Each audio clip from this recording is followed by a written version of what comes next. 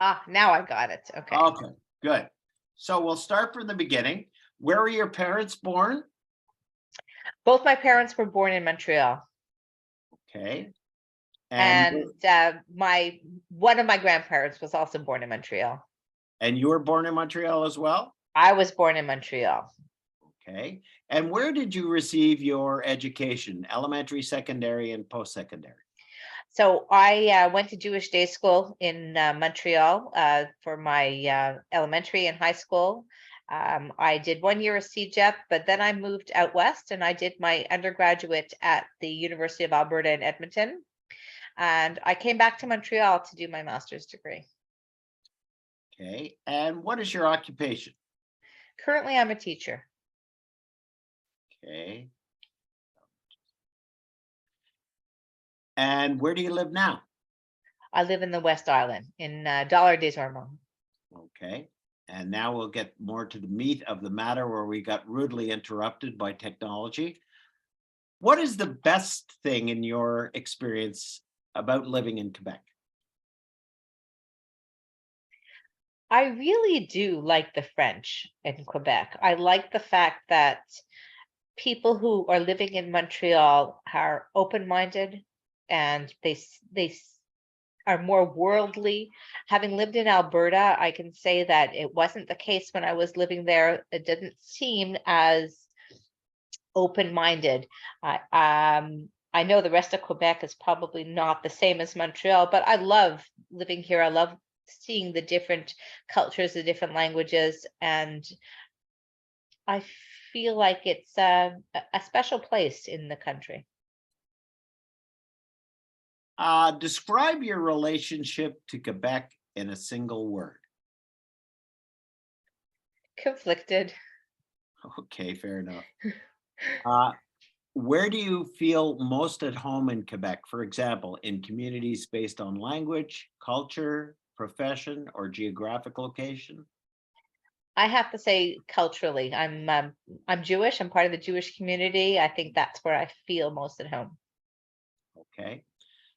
And how would you define a Quebecer? And also, do you think the so-called official definition in Quebec includes you? Okay, I have to say I'm not sure what the official definition of a Quebecer in Well, Quebec is.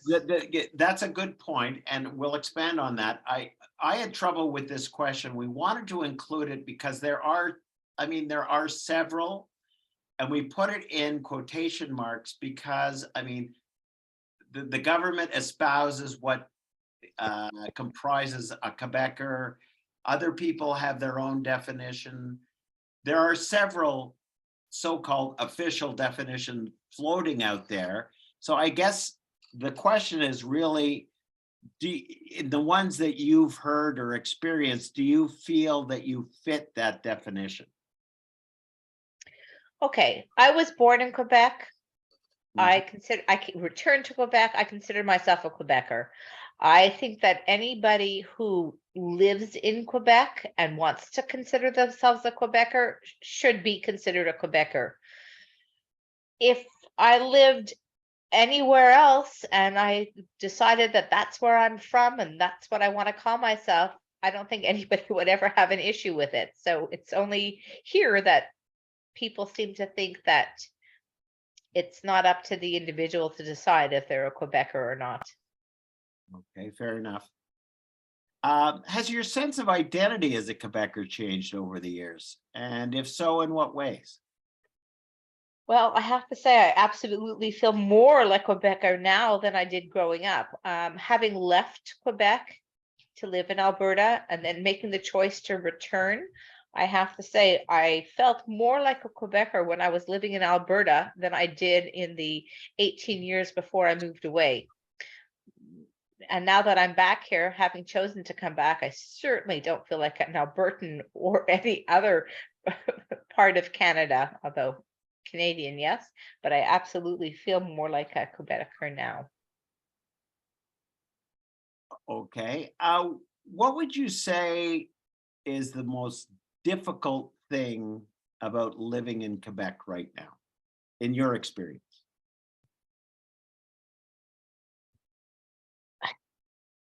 It's the racism.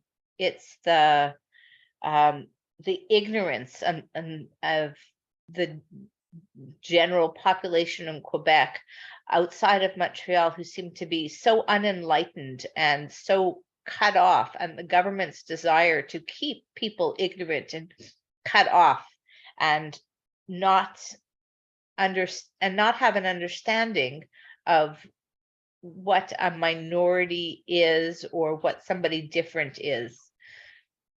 I find it very frustrating that there is a lack of understanding in this matter.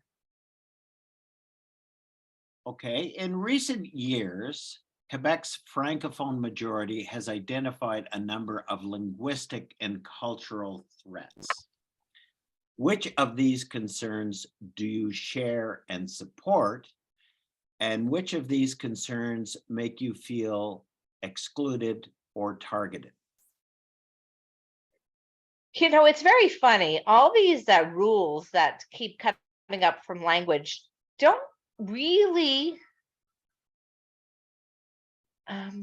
don't really put English speakers so much as at a disadvantage from what I'm understanding. I can get services in English. I can send my kids to English schools. I can do anything I want. I can send them to French schools. I have so much freedom. What boggles my mind is the people who are limited are the people who are supporting these measures. They're showing the ignorance. I don't feel like I'm limited and restricted. I feel that people in general are, people in Quebec, and I don't think they have an understanding of what they're missing out on. Okay, fair enough. What would you say is the biggest problem facing Quebec today? And how could this problem be resolved? Um, the biggest problem I think is really, as I said before, is ignorance, keeping people ignorant, limiting people's choices, limiting what people hear, what information is being meted out. I think education, and complete education where details are not left out, where information is not filtered through some kind of system, that I think education is the key. We need to be able to give people more information about the past and the future. Okay, this is an interesting one, and I'm sure you've probably seen it. On a scale of 1 to 10, and I want you to indicate this for visual purposes, by a show of fingers, how strongly do you feel that the joys of living in Quebec outweigh the challenges?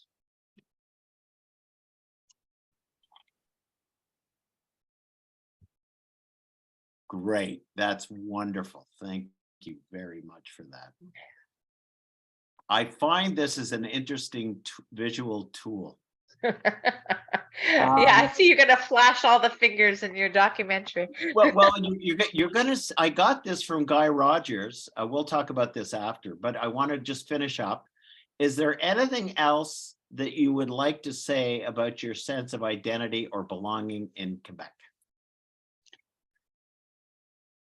I belong here, and I resent that anybody would feel that I don't.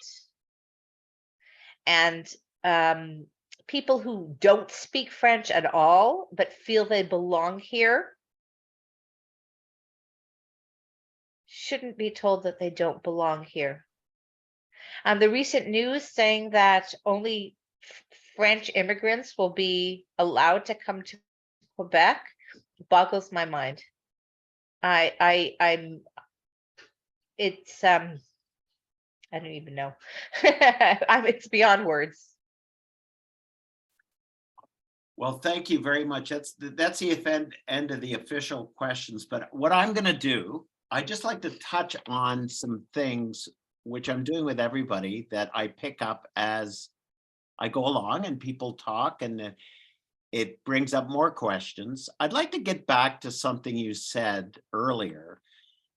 You've said that you didn't feel that you personally were restricted in Quebec, that you had choices, but that other people did not have choices, but you didn't feel that restricted. Could you expand on that a little bit? Maybe give me a little bit more context to what you were saying there? Well, if I'm considered an English speaker and I have the right to go to English school, I have the right to go to English school, I have the right to go to French school, I have the right to be served in English, to speak to my doctor in English. I can do it in English, I can do it in French. What blows my mind is that they want to restrict these things to people who speak English, and people who may speak English but come from the US don't have the right to do that. And francophones growing up in Quebec, growing up in Canada, don't have the right to be educated in English. It's just amazing that people who are in that situation seem to not realize that they don't have a choice. And they keep voting in politicians who are limiting them. It's like that story with the axe and the trees, right? That the axe convinces everybody that he's a friend of the trees because he too is made out of wood. Right. I wanted to ask you something else too. I'm sure, well, of course, you're aware of the global populist phenomena that's been going on in the last, I don't know, 7 to 10 years throughout the world. We've seen it with Trumpism in America, Bolsonaro in Brazil, in the Philippines, parts of Europe. How much do you feel that played or plays a role in the current TAC government's thinking? Do you think that they looked at that and said, that's interesting. Maybe we can use that to kind of exploit people's thoughts and processes to our advantage? I'm not sure. I'm not familiar. What was it that you called it? Well, the populism, what I call populism is exploiting people who are either less educated or do not have access to say services that maybe people in urban centers have. Trump exploited this very well in getting elected. He went out and told everybody what they wanted to hear. People who were less sophisticated in the rural regions tended to vote for him because he was telling them precisely what they wanted to hear, but offered really no solutions for them.